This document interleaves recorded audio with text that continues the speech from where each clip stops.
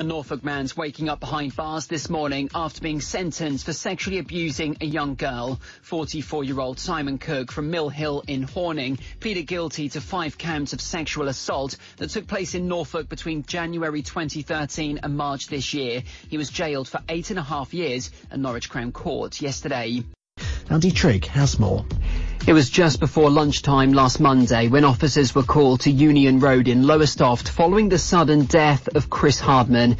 Today his family have paid tribute, saying he could make friends the minute he walked into a room with what they call his gorgeous, cheeky face.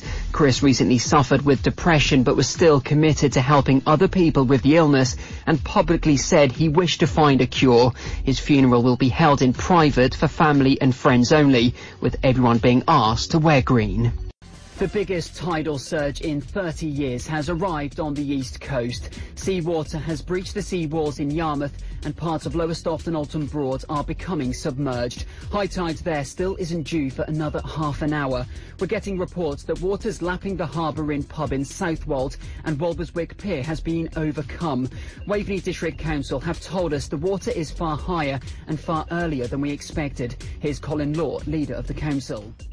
Well, it wasn't the dream finish that Lizzie Armistead was hoping for. She came over the finish line here in Aldeburgh in first place, and she seemed to celebrate taking her hands off the handlebars, and that's when she went down, knocking 4 or 5 other riders off of their bikes. They seem to be okay, but she's not. She's on the floor, she's being given gas and air, and the ambulance has arrived. This person saw what happened.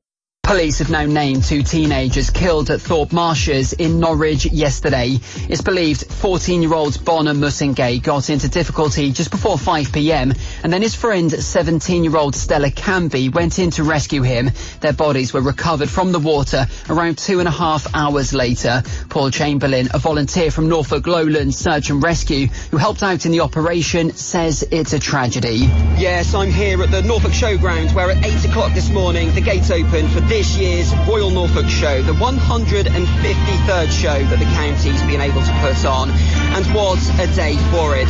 Temperatures today set to reach almost 30 degrees, and in the last hour I've been to see the official unveiling of Norwich City's home kit. And for all the fans out there, if you haven't seen a picture yet, I don't think you're going to be disappointed. There really is so much to do and see down here. The Discovery Zone and the Grand Ring and the hundreds of stalls, just a few of them.